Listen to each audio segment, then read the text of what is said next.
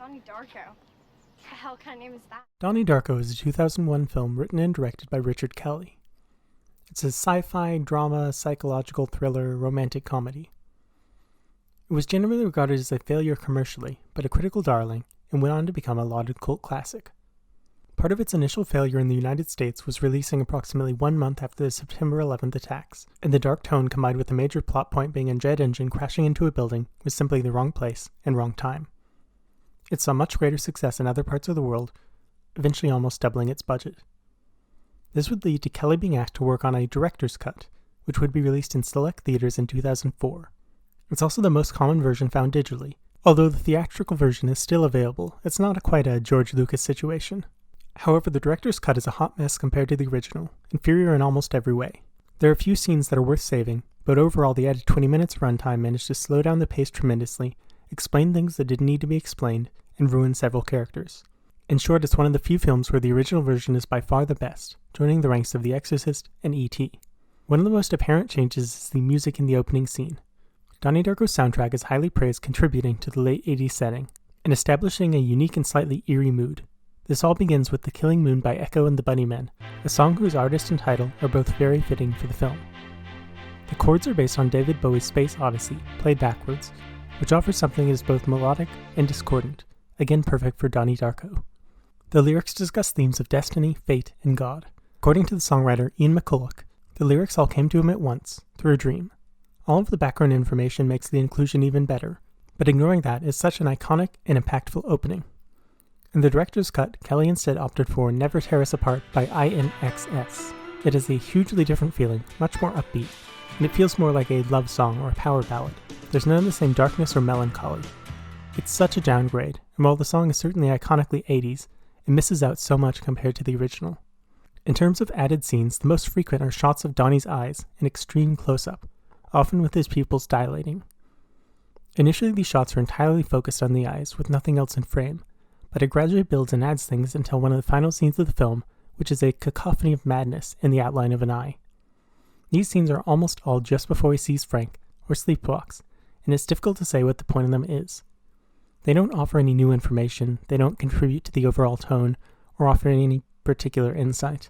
One other film that famously had extreme close-ups of eyes is the Texas Chainsaw Massacre, which used them during the torture of the protagonist, Sally, to show her horror and desperation, and to put the viewer into her perspective. That doesn't happen with the scenes in Donnie Darko, however, especially as more images keep being added into the view, acting as a blocker between the audience and Donnie. For whatever reason, there are images of code that are superimposed over the eye, starting about halfway through the film. This might be some kind of Matrix situation, where all reality depicted in the film is virtual, something created. It also might be implying that God is the programmer, and everything is running according to his plan. But ultimately it has little to do with the rest of the film. It's effectively random fluff that contributes nothing.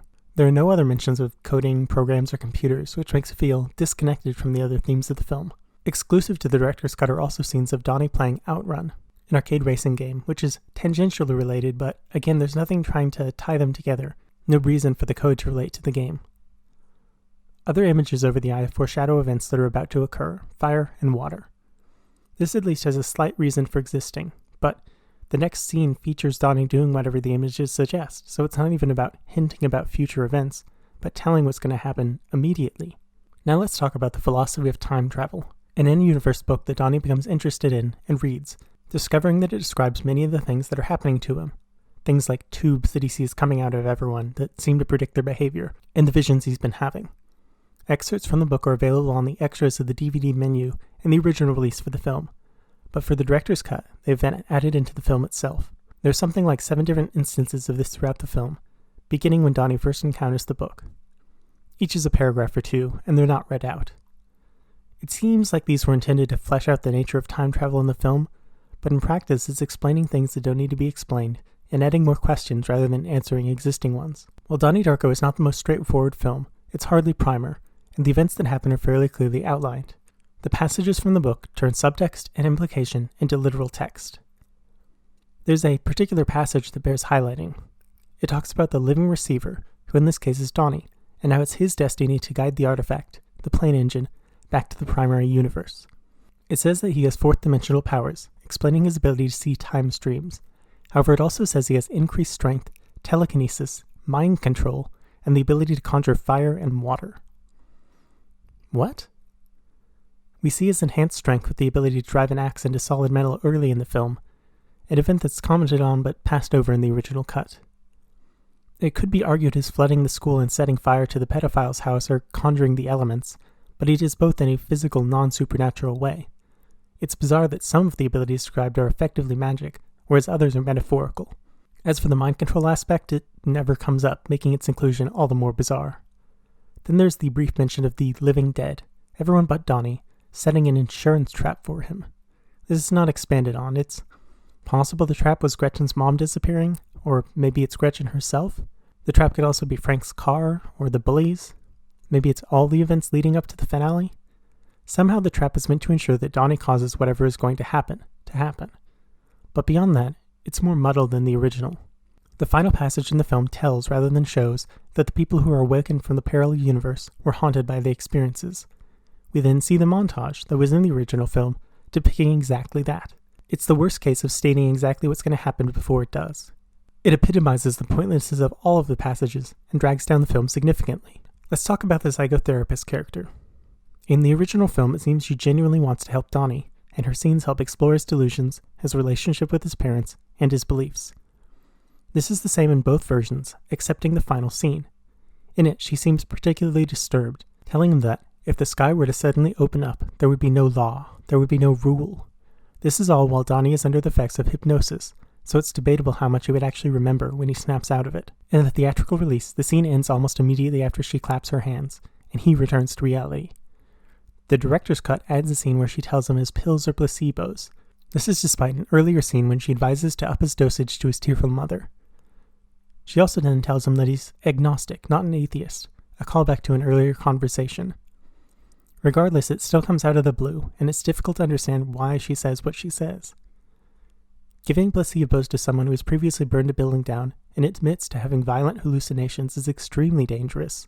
If others in the pocket universe were acting out of character or working to further Donnie's journey, it would make some sense, but it seems to be solely her, which means that maybe it's not that she's acting unusual, it's just that she's a terrible doctor. However, all of this is counteracted by a later scene when she calls the house, desperate to talk to his mother as she's worried Donnie will hurt himself, or someone else. If that's the case, why did she give him placebos? It just adds plot holes where there were none before, and is one more bizarre change. Finally, there's his teacher, played by Drew Barrymore. There are additional scenes with her in the director's cut, which are quite questionable.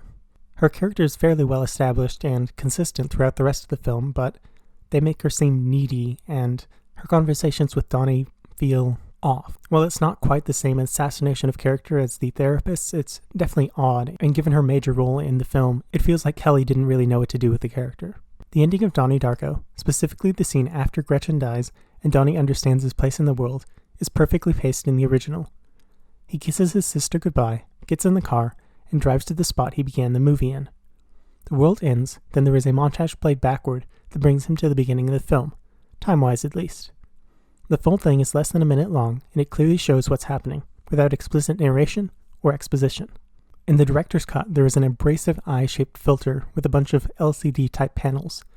There are also the words purge, some shots of eyes and hands, more computer code.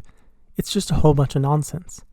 It then replays the movie in a much more explicit way, and while it's only about 30 seconds longer, it feels more than twice as long, and drawn out.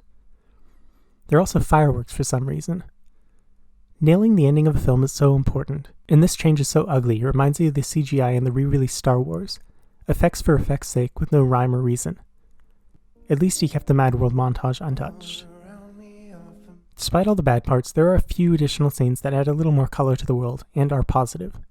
There's a scene with Donnie and his sister pumpkin carving, which changes an Easter egg into a nice bit of character exploration. There's also a really nice scene between father and son that ultimately contributes little to the greater themes or story, and was understandably cut, but at least builds on their relationship, which isn't really explored in the theatrical version. There are a few other scenes that are kind of take it or leave it, expanding on them teaching Watership Down and Donnie reading a poem. They don't disrupt the flow, but they're definitely not necessary. Ultimately, the director's cut, as well as the rest of his filmography, proved that Donnie Darko was a fluke for Richard Kelly. The version that is closest to his vision is more expository, bloated, and ugly, and the few deleted scenes that aren't half bad don't even really improve the film. It's just a failure in every respect. With that said, I do want to talk about Southland Tales, which has its own director's cut, and a prequel comic series, and an even more bizarre history. I'm a pimp. And pimps don't commit suicide. Comment below if you'd be interested in that. I hope you've enjoyed this video. Please let me know what you thought of the original release or the director's cut. Be well.